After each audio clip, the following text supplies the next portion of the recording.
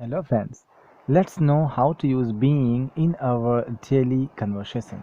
Being has several different uses which we are going to understand in this video. Okay, the first example, you are being mean means you are doing something mean temporarily. You are not usually mean, but you are doing something mean today. Second example, you are being taught English. This is the passive of I am teaching you English. Okay, so being is used in passive voice of a continuous sentence. Okay, आपको मेरे द्वारा पढ़ाया जा रहा है, ये मतलब होगा इसका. Being late to work is bad. No, it's bad to be late to work. Okay, means late रहना काम पर खराब बात है. काम पर लेट होना खराब बात है, अच्छी बात नहीं है. Being a teacher, I try to answer all your questions. Means I'm a teacher, so I try to answer all your questions. Okay? Means teacher होने के नाते, टीचर होने के कारण मैं आपके सभी प्रश्नों का जवाब देने का प्रयास करता हूँ. Now let's understand some more examples. The sky being clear, we went out to play. The sky was clear, so we went out to play. Okay, and this is a compound sentence. The sky was clear, so we went out to play. And we changed that sentence into simple sentence by using being. Okay, the sky being clear, we went out to play. आसमान साफ होने के कारण हम बाहर खेलने गए. Okay, तो कैसे सिंपल सेंटेंस में चेंज करते हैं?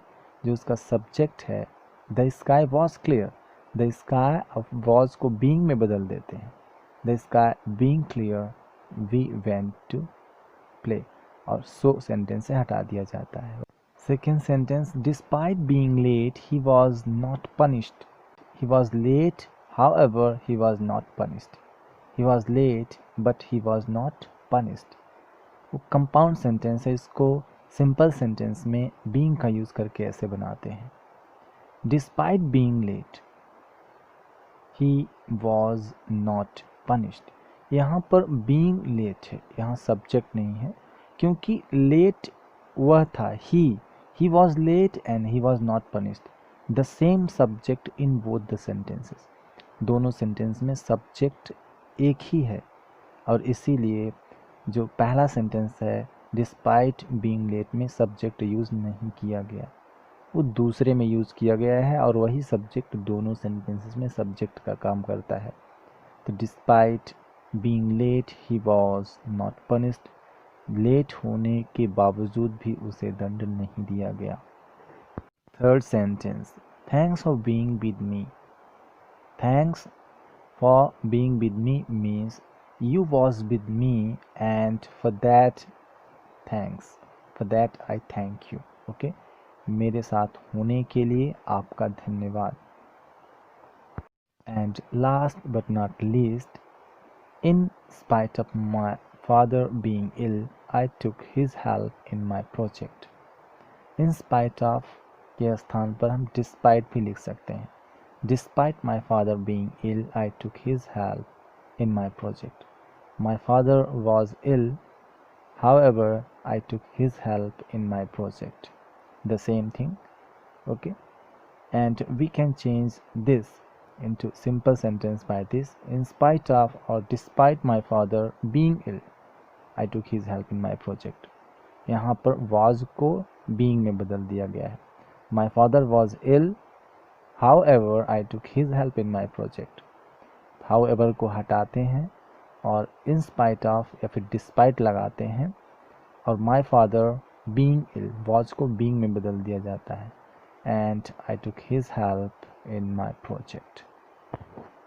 कहने का मतलब मेरे पिताजी बीमार थे, इसके बावजूद हमने उनकी हेल्प ली अपने प्रोजेक्ट में.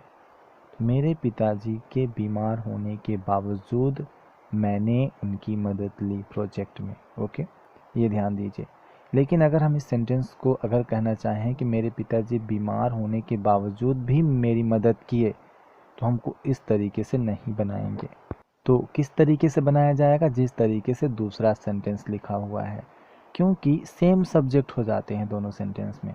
My father was ill, my father helped me. तो इसको हम कैसे बनाएंगे? जिस तरीके से दूसरा सेंटेंस है, in spite of being ill my father helped me, इस तरीके से बनेगा। लेकिन इस सेंटेंस में दो सब्जेक्ट हैं, माई फादर वॉज इल और दूसरा है आई टुक हिज हेल्प। सब्जेक्ट बदल गए हैं, इसलिए यहाँ पर माई फादर को लिखना ज़रूरी पड़ जाता है। In spite of my father being ill, यहाँ लिखना ये ज़रूरी हो जाएगा। ओके, ये सेंटेंस पहले सेंटेंस के टाइप का है, जैसे in spite of my father being ill I took his help in my project, my father being ill the sky being clear. Same है ये दोनों। पहले सेंटेंस में डिस्पाइट की कमी है। Despite the sky being clear we didn't go to play, we didn't go out to play. Despite the sky being clear, आसमान साफ होने के बावजूद we didn't go to play. इस तरीके से वो बदल जाएगा अगर हम बदलना चाहते हैं। And if you think the video was helpful to you, please like and share it. And if you're on the channel for the first time, please subscribe to the channel to get notified when I upload my new videos.